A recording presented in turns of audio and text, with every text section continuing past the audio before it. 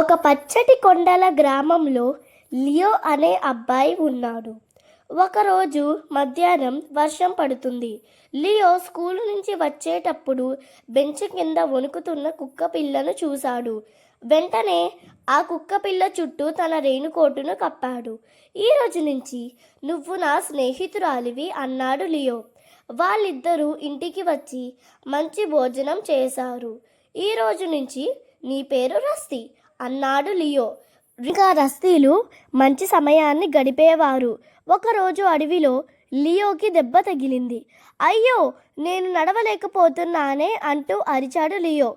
రస్తీ సహాయం కోసం దారి గుండా వెళుతున్న జాగర్ను సహాయం కోరింది. అతడు వచ్చి తనకు సహాయం చేశారు. లియో, నీ వల్లే నాకు సహాయం దొరికింది మిత్రమా అన్నాడు. ఆ రోజు నుంచి వాళ్ళిద్దరూ మంచి స్నేహితులుగా నిలిచారు.